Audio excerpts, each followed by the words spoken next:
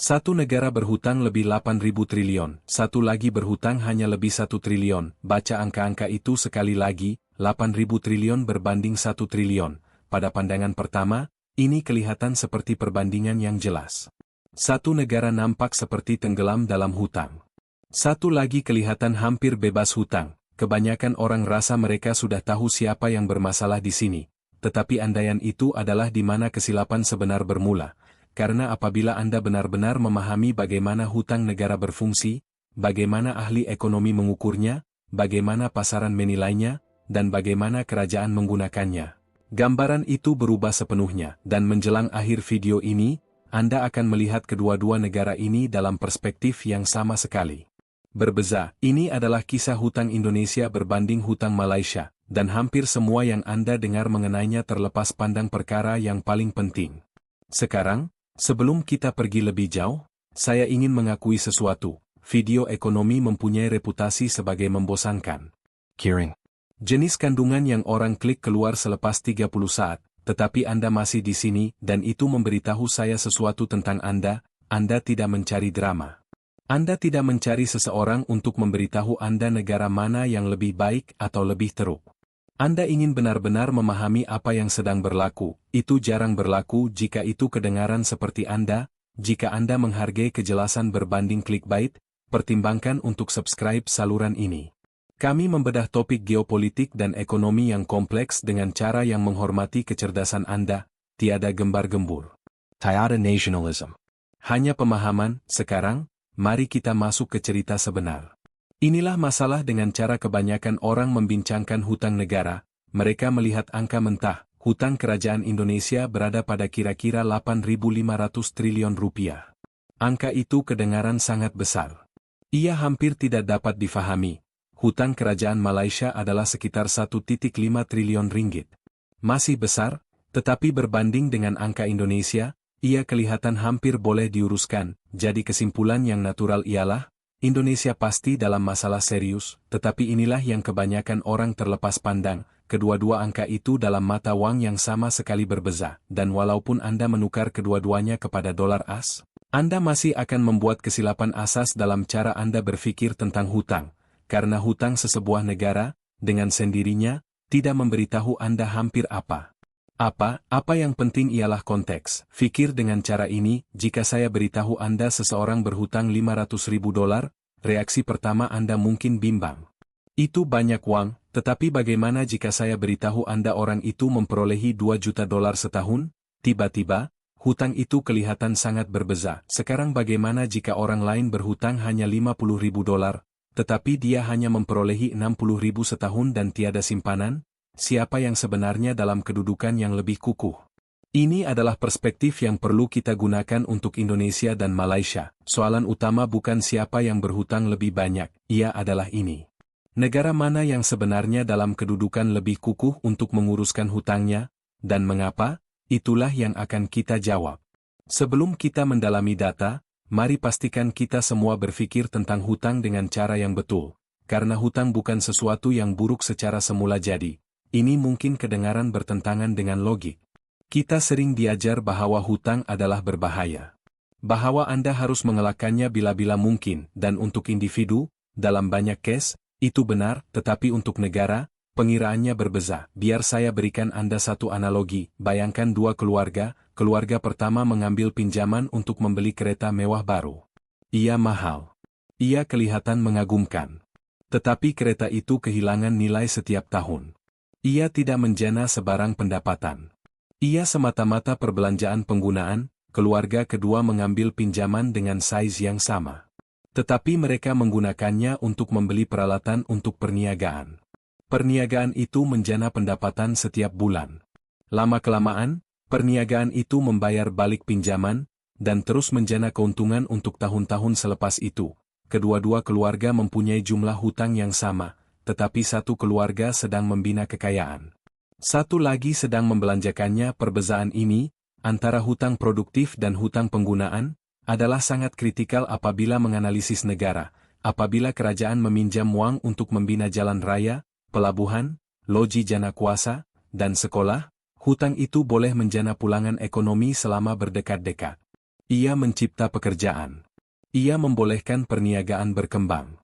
Ia meningkatkan kapasiti produktif negara, tetapi apabila kerajaan meminjam uang untuk membiayai perbelanjaan semasa, perkara yang tidak mencipta nilai masa depan, hutang itu menjadi beban. Jadi apabila kita melihat Indonesia dan Malaysia, kita perlu bertanya bukan sahaja berapa banyak yang mereka berhutang, tetapi apa yang mereka gunakan uang itu untuk. Simpan rangka kerja ini dalam pikiran Anda, ia akan menjadi sangat penting. Sekarang mari kita perkenalkan metrik yang paling penting dalam keseluruhan perbincangan ini. Ia dipanggil nisbah hutang kepada KDNK. Jika Anda tidak ingat apa-apa lagi dari video ini, ingat konsep ini. KDNK bermaksud keluaran dalam negara kasar. Ia adalah jumlah nilai semua barangan dan perkhidmatan yang dihasilkan oleh sesebuah negara dalam setahun. Anggap ia sebagai pendapatan tahunan negara. Nisbah hutang kepada KDNK memberitahu Anda berapa besar hutang negara berbanding dengan output ekonominya. Ia seperti membandingkan hutang seseorang dengan gajinya. Jika hutang Anda sama dengan 1 tahun gaji Anda, itu sangat berbeda daripada hutang Anda sama dengan 5 tahun gaji Anda. Perkara yang sama berlaku untuk negara. Sekarang mari kita gunakan ini untuk Indonesia dan Malaysia. KDNK Indonesia pada 2024 adalah kira-kira 1,4 triliun dolar. Ya, triliun dengan huruf T. Indonesia adalah ekonomi terbesar di Asia Tenggara dan salah satu daripada 20 ekonomi terbesar di dunia. Apabila Anda mengira hutang Indonesia berbanding KDNK-nya, Anda mendapat nisbah kira-kira 39%. Biar saya ulangi itu, walaupun berhutang lebih 8.000 triliun rupiah. Nisbah hutang kepada KDNK Indonesia hanya sekitar 39%. Sekarang mari kita lihat Malaysia. KDNK Malaysia adalah kira-kira 430 billion dolar. Ia ekonomi yang lebih kecil, kira-kira 1/3 size ekonomi Indonesia. Apabila Anda mengira nisbah hutang kepada KDNK Malaysia, Anda mendapat kira-kira 64%. Adakah Anda nampak apa yang baru berlaku? Negara yang kelihatan mempunyai hutang kurang sebenarnya mempunyai beban hutang yang lebih tinggi berbanding ekonominya Indonesia. Yang kelihatan seperti tenggelam dalam hutang, sebenarnya mempunyai salah satu nisbah hutang kepada KDNK yang terendah di rantau ini, Malaysia. Yang kelihatan relatif tidak terbeban, sebenarnya menanggung beban relatif yang lebih berat. Inilah sebabnya angka mentah sangat mengelirukan dan inilah sebabnya konteks sangat penting. Mari kita perlahan dan periksa ini dengan lebih teliti. Karena perbezaan dalam size ekonomi antara Indonesia dan Malaysia adalah besar, dan ia mengubah segalanya. Indonesia mempunyai populasi kira-kira 280 juta orang. Ia adalah negara keempat paling ramai penduduk di dunia. Malaysia mempunyai populasi kira-kira 34 juta. Itu nisbah lebih daripada 8:1 sekarang, populasi sahaja tidak menentukan kekuatan ekonomi. Tetapi ia mencipta asas yang lebih besar untuk aktiviti ekonomi. Ekonomi Indonesia menjana lebih daripada 1 triliun dolar dalam output setiap tahun. Ia mempunyai pasaran domestik yang besar. Apabila syarikat Indonesia menjual produk, banyak produk tersebut dibeli oleh pengguna Indonesia sendiri. Ini memberikan Indonesia ketahanan tertentu. Ia tidak bergantung sepenuhnya kepada ekspor. Ia mempunyai momentum ekonomi dalaman Malaysia, sebaliknya, lebih berorientasikan ekspor. Ekonominya bergantung lebih banyak kepada perdagangan global. Ini ada kelebihan, Malaysia telah membangunkan industri yang kukuh dalam elektronik, minyak sawit, dan produk petroleum. Tetapi ia juga mencipta kelemahan. Apabila permintaan global menurun, Malaysia merasakannya secara lebih langsung. Sekarang, inilah sebabnya ini penting untuk hutang. Ekonomi yang lebih besar boleh menanggung hutang mutlak yang lebih besar. Fikir seperti ini, sebuah syarikat yang memperolehi 1 bilion dolar setahun boleh menguruskan pinjaman 100 juta dolar dengan selesa. Sebuah syarikat yang memperolehi 10 juta dolar setahun akan bergelut dengan pinjaman yang sama. Skala penting, hutang Indonesia kelihatan besar karena ekonomi Indonesia besar. Apabila Anda sesuaikan mengikut size, gambaran itu berubah sepenuhnya. Mari kita berhenti seketika dan konsolidasikan apa yang telah kita pelajari setakat ini. Pertama, angka hutang mentah adalah mengelirukan. Anda tidak boleh membandingkan negara dengan melihat angka mutlak sahaja. Kedua, nisbah hutang kepada KDNK adalah metrik utama. Ia memberitahu Anda berapa besar hutang berbanding output ekonomi. Ketiga, Indonesia mempunyai nisbah hutang kepada KDNK yang lebih rendah daripada Malaysia. kira-kira 39% berbanding 64%. Keempat, size ekonomi penting. Ekonomi Indonesia yang lebih besar membolehkannya menanggung lebih banyak hutang mutlak tanpa tekanan. Sekarang mari kita pergi lebih dalam. Satu lagi faktor kritikal ialah seberapa cepat setiap ekonomi berkembang. Karena kemampanan hutang bukan hanya tentang di mana Anda berada hari ini. Ia tentang kemana Anda sedang menuju. Jika ekonomi Anda berkembang dengan pesat, KDNK masa depan Anda akan lebih besar. Itu bermakna nisbah hutang kepada KDNK Anda akan menurun secara semula, jadi dari masa ke masa, walaupun Anda tidak membayar apa-apa hutang, ia seperti mendapat kenaikan gaji di tempat kerja. Hutang sedia ada Anda menjadi lebih mudah diuruskan karena pendapatan Anda telah meningkat. Sekarang, mari kita bandingkan kadar pertumbuhan. Indonesia telah berkembang pada kira-kira 5% setahun untuk kebanyakan dekad yang lalu. Itu pertumbuhan yang kukuh. Bukan spektakuler mengikut standar pasaran memuncul, tetapi konsisten dan stabil. Pertumbuhan Malaysia lebih tidak menentu. Dalam tahun-tahun yang baik, ia berkembang pada 5 hingga 6%. Dalam tahun-tahun mencabar, ia melambat dengan ketara. Purata jangka panjangnya adalah sekitar 4 hingga 4,5%. Perbezaan ini mungkin kelihatan kecil. Tetapi apabila dikompaun selama 10 atau 20 tahun, ia sangat besar. Jika Indonesia mengekalkan pertumbuhan 5%, ekonominya berganda kira-kira setiap 14 tahun. Jika Malaysia mengekalkan pertumbuhan 4%, ekonominya berganda kira-kira setiap 18 tahun. Sepanjang satu generasi, jurang itu menjadi sangat besar. Dan ia mempunyai implikasi langsung untuk kemampanan hutang. Ekonomi Indonesia yang berkembang bermakna beban hutangnya menjadi relatif lebih ringan. Dari masa ke masa, pembahagi dalam nisbah hutang kepada KDNK terus menjadi lebih besar. Malaysia juga perlu berkembang, tetapi jika pertumbuhan melambat, beban hutangnya menjadi lebih berat secara berkadar. Disinilah cerita berubah, karena ia bukan hanya tentang hutang yang Anda ada hari ini. Ia tentang trajektori yang Anda sedang lalui. Sekarang mari kita kembali kepada analogi tentang dua keluarga itu. Apa yang Indonesia dan Malaysia sebenarnya lakukan dengan uang yang mereka pinjam? Ini sangat penting. Indonesia, sepanjang dekad yang lalu, telah memulakan proyek infrastruktur yang besar. Lebuh Raya Tol Baru, lapangan terbang baru, ibu kota baru di Kalimantan, pengembangan pelabuhan, pembinaan loji jana kuasa. Proyek-proyek ini mahal. Ia memerlukan peminjaman, tetapi ia direka untuk menjana pulangan ekonomi. Lebuh Raya Tol Baru mengurangkan kos pengangkutan untuk perniagaan. Pelabuhan baru meningkatkan kapasiti perdagangan. Loji jana kuasa baru membolehkan pengembangan industri. Ini adalah hutang produktif. Hutang yang mencipta nilai masa depan. Sekarang, itu tidak bermakna setiap proyek infrastruktur Indonesia direka dengan baik atau dilaksanakan dengan cekap. Pembaziran dan rasuah wujud.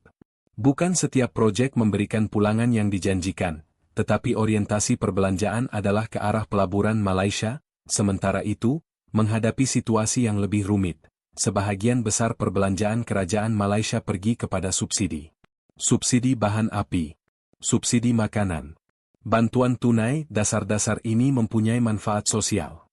Ia membantu rakyat biasa menangani kos yang meningkat.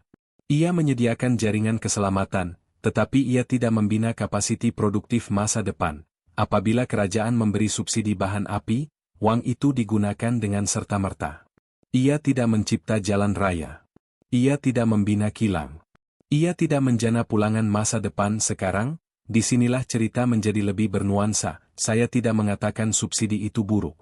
Ia menjalankan fungsi sosial yang penting. Dan Indonesia juga mempunyai subsidi. Tetapi keseimbangan itu penting. Jika terlalu banyak peminjaman pergi kepada penggunaan semasa berbanding pelaburan masa depan, hutang itu menjadi lebih sukar untuk dijustifikasikan secara ekonomi. Ini adalah cabaran yang Malaysia telah bergelut dengannya. Kerajaan-kerajaan baru-baru ini telah coba mengurangkan subsidi dan mengalihkan perbelanjaan ke arah pelaburan. Tetapi pembaharuan ini sukar dari segi politik. Pesannya adalah ini. Bukan semua hutang adalah sama. Dua negara boleh mempunyai nisbah hutang kepada KDNK yang sama, tetapi jika satu menggunakan hutang untuk membina aset produktif dan satu lagi menggunakan hutang untuk membiayai perbelanjaan semasa, trajektori jangka panjang mereka akan sangat berbeza.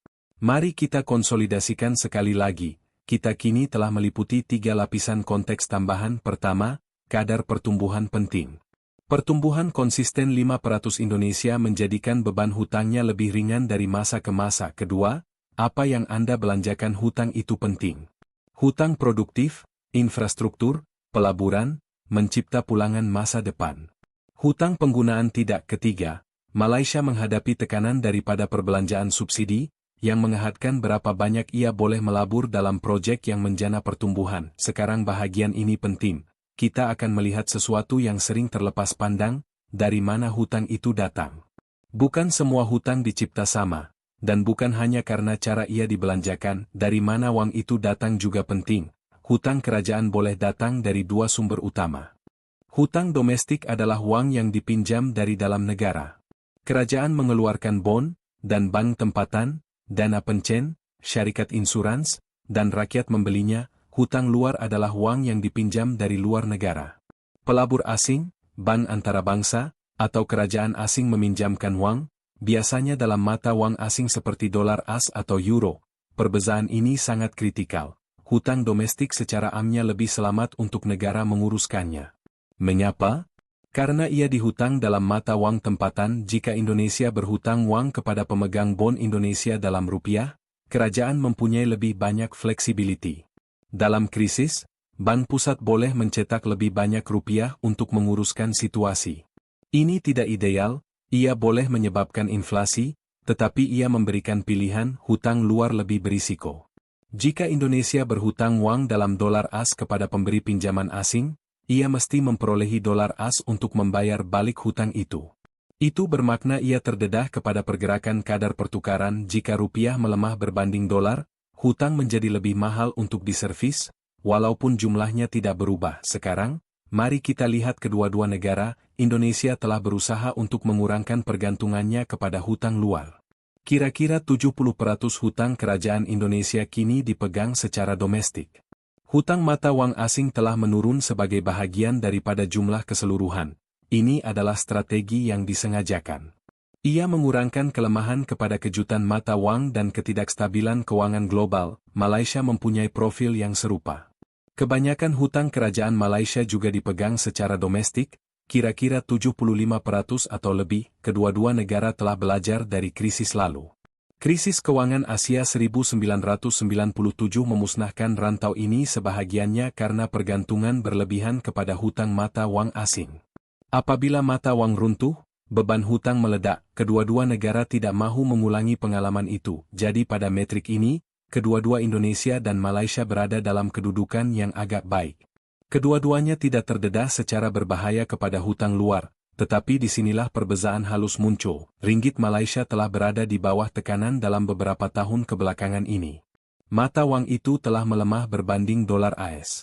Ini meningkatkan kos mata uang tempatan bagi mana-mana hutang dalam denominasi dolar. Rupiah Indonesia juga telah melemah, tetapi beban hutang keseluruhan Indonesia yang lebih rendah memberikan lebih banyak kusyen.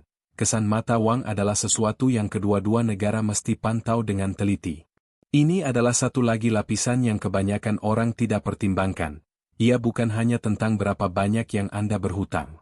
Ia tentang berapa banyak kos untuk menyervis hutang itu. Setiap tahun, kerajaan mesti membayar faedah atas hutang sedia ada mereka.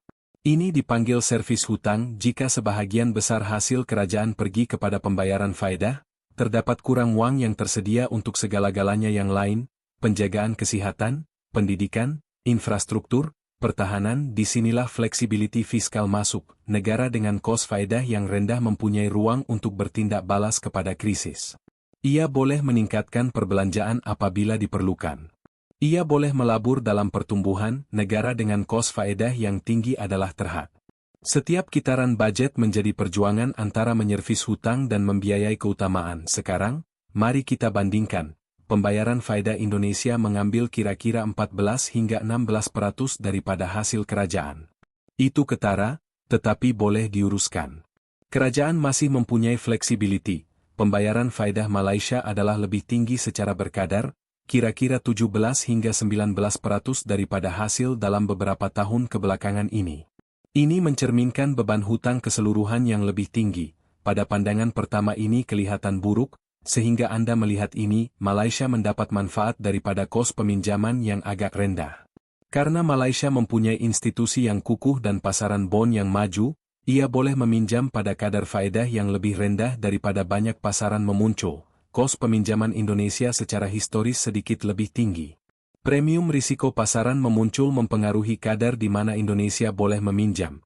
Jadi sementara Indonesia mempunyai hutang yang kurang, setiap unit hutang kos sedikit lebih banyak untuk diservis. Dan sementara Malaysia mempunyai hutang yang lebih banyak, ia boleh meminjam dengan sedikit lebih murah. Faktor-faktor ini sebahagiannya mengimbangi satu sama lain.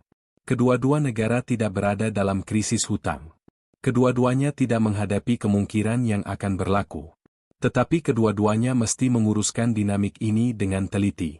Mari kita ambil kira di mana kita berada. Kita telah memeriksa size ekonomi, kadar pertumbuhan, keutamaan perbelanjaan, sumber hutang, risiko mata wam, dan kos faedah. Inilah gambaran yang sedang muncul. Indonesia mempunyai hutang relatif yang lebih rendah, pertumbuhan yang kukuh, dan tumpuan kepada pelaburan infrastruktur. Cabaran utamanya adalah kos peminjaman dan memastikan proyek infrastruktur memberikan pulangan. Malaysia mempunyai hutang relatif yang lebih tinggi tetapi kos peminjaman yang lebih rendah dan institusi yang kukuh. Cabaran utamanya adalah pembaharuan subsidi dan mengekalkan momentum pertumbuhan. Kedua-dua negara tidak dalam masalah. Tetapi kedua-duanya menghadapi kekangan yang nyata. Sekarang mari kita zoom keluar dan letakkan ini dalam perspektif global.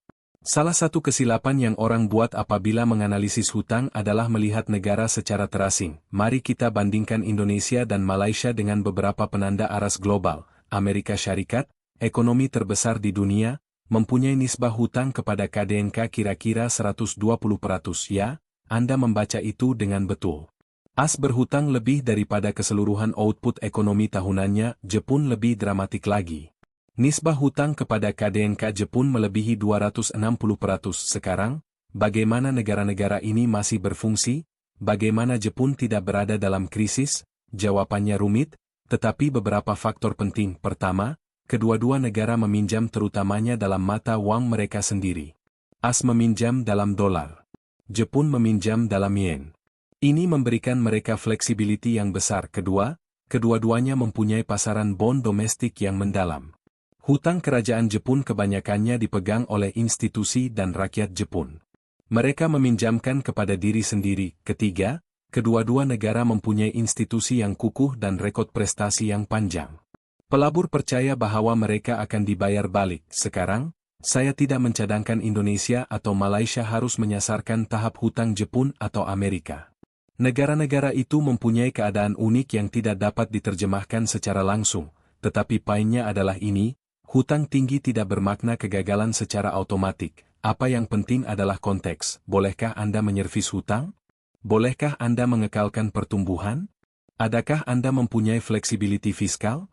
Adakah institusi Anda boleh dipercayai? Mengikut ukuran-ukuran ini, kedua-dua Indonesia dan Malaysia berada dalam keadaan yang munasabah. Nisbah hutang kepada KDNK Indonesia yang 39% sebenarnya konservatif mengikut standar global. Ramai ahli ekonomi akan berhujah bahwa Indonesia mempunyai ruang untuk meminjam lebih banyak, jika peminjaman itu dilaburkan dengan bijak. Nisbah Malaysia yang 64% adalah lebih tinggi, tetapi masih di bawah paras yang biasanya mencetuskan kebimbangan. Ia bukan Grece. Ia bukan Argentina. Ia bukan dalam wilayah krisis, kedua-dua negara beroperasi dalam julat yang mampan. Sekarang mari kita lihat ke hadapan. Apakah yang masa depan simpan untuk kemampanan hutang di kedua-dua negara? Disinilah ketidakpastian memasuki gambaran. Dan saya ingin jujur tentang ketidakpastian itu. Tiada siapa yang boleh meramalkan masa depan dengan tepat. Ekonomi adalah kompleks. Kejutan luaran berlaku. Dasar berubah, tetapi kita boleh mengenal pasti faktor-faktor utama untuk dipantau. Untuk Indonesia, soalan-soalan kritikal adalah, adakah pelaburan infrastruktur akan membuahkan hasil? Ibu kota baru, lebuh raya tol, pelabuhan, adakah ia akan menjana aktiviti ekonomi yang diperlukan untuk menjustifikasikan kosnya? Bolehkah Indonesia mengekalkan pertumbuhan 5%? Setakat ini telah konsisten. Tetapi keadaan global penting. Kemelesetan global akan menjejaskan Indonesia. Adakah disiplin fiskal akan berterusan? Indonesia telah agak konservatif dengan peminjaman. Jika itu berubah, Jika kerajaan masa depan menjadi lebih agresif, dinamik boleh berubah. Untuk Malaysia, soalan-soalan kritikal adalah, bolehkah pembaharuan subsidi berjaya? Beberapa kerajaan telah mencoba. Ia mencabar dari segi politik. Tetapi ia penting untuk mengalihkan perbelanjaan ke arah pelaburan. Adakah pertumbuhan akan kekal stabil? Ekonomi Malaysia lebih terdedah kepada keadaan perdagangan global. Kelembapan di China, rakan dagangan terbesar Malaysia, akan menjadi signifikan. Bolehkah Malaysia mengurangkan nisbah hutang kepada KDNK-nya? Kerajaan-kerajaan baru-baru ini telah menetapkan sasaran untuk menurunkan hutang. Kemajuan telah perlahan, inilah yang saya ingin tekankan, kedua-dua negara tidak berada pada trajektori yang tidak dapat dielakkan, baik atau buruk pilihan dasar penting. Keadaan ekonomi penting. Konteks global penting, masa depan tidak ditulis. Jadi selepas semua ini, siapa yang menang, siapa yang berada dalam kedudukan yang lebih kukuh, inilah kebenarannya. Itu adalah soalan yang salah, karena ini bukan pertandingan. Indonesia dan Malaysia adalah negara yang berbeza dengan ekonomi yang berbeza, sejarah yang berbeza, struktur yang berbeza, dan cabaran yang berbeza.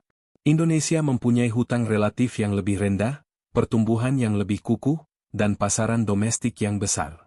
Tetapi ia mempunyai kos peminjaman yang lebih tinggi, cabaran pelaksanaan infrastruktur, dan institusi yang kurang maju dalam beberapa bidang. Malaysia mempunyai hutang relatif yang lebih tinggi tetapi kos peminjaman yang lebih rendah, institusi yang lebih kukuh, dan sistem keuangan yang lebih maju.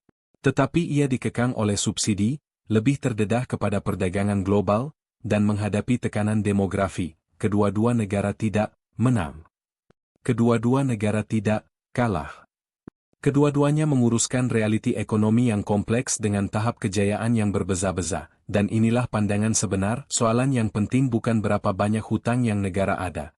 Ia adalah bagaimana hutang itu digunakan. Negara dengan hutang tinggi yang melabur dalam kapasiti produktif boleh mengatasi bebannya. Negara dengan hutang rendah yang membazirkan sumbernya masih boleh ketinggalan. Hutang adalah alat. Seperti mana-mana alat, nilainya bergantung kepada bagaimana ia digunakan. Indonesia dan Malaysia kedua-duanya menggunakan alat ini. Kedua-duanya membuat pilihan. Kedua-duanya menghadapi akibat. Angka-angka sahaja tidak memberitahu Anda siapa yang melakukannya dengan lebih baik. Anda perlu melihat gambaran penuh. Inilah sebabnya saya membuat video ini. Ia bukan untuk memberitahu Anda Indonesia hebat atau Malaysia dalam masalah. Ia bukan untuk mencetuskan hujah nasionalis. Ia bukan untuk menjaringkan mata untuk satu pihak. Ia karena saya percaya rakyat di setiap negara layak untuk memahami realiti ekonomi mereka sendiri. Apabila Anda memahami hutang, Anda boleh menilai janji kerajaan dengan lebih jelas. Apabila Anda memahami nisbah hutang kepada KDNK, Anda tidak akan diperbodohkan oleh angka-angka besar yang direka untuk menakutkan Anda. Apabila Anda memahami perbezaan antara hutang produktif dan hutang penggunaan, Anda boleh bertanya soalan-soalan yang lebih baik. Tentang keutamaan perbelanjaan, ini bukan tentang menjadi ahli ekonomi, ia tentang menjadi warga negara yang berpengetahuan, dan warga negara yang berpengetahuan adalah asas demokrasi yang sihat. Sama ada Anda tinggal di Indonesia, Malaysia, atau mana-mana sahaja di dunia, memahami konsep-konsep ini memberikan Anda kuasa. Kuasa untuk melihat melalui tajuk-tajuk berita yang mengelirukan, kuasa untuk bertanya soalan-soalan yang betul, kuasa untuk mempertanggungjawabkan kerajaan Anda, bukan berdasarkan emosi, tetapi berdasarkan pemahaman. Itulah yang saya mahu untuk Anda. Jika video ini mengubah cara Anda berpikir tentang hutang negara, walaupun sedikit, tekan butang like. Ia membantu lebih ramai orang menemui kandungan ini. Jika Anda mahu lebih banyak analisis seperti ini, tentang ekonomi, geopolitik, dan kuasa-kuasa yang membentuk Asia Tenggara dan dunia, subscribe saluran ini. Kami mengeluarkan analisis mendalam secara berkala dan tinggalkan komen di bawah. Beritahu saya, apakah topik yang patut kami bincangkan seterusnya? Adakah perbandingan, konsep, atau negara yang Anda ingin fahami dengan lebih baik? Saya membaca setiap komen. Terima kasih karena menonton. Terima kasih karena kekal sehingga habis, dan terima kasih karena menjadi jenis penonton yang menghargai pemahaman berbanding kemarahan. Jumpa Anda di video seterusnya.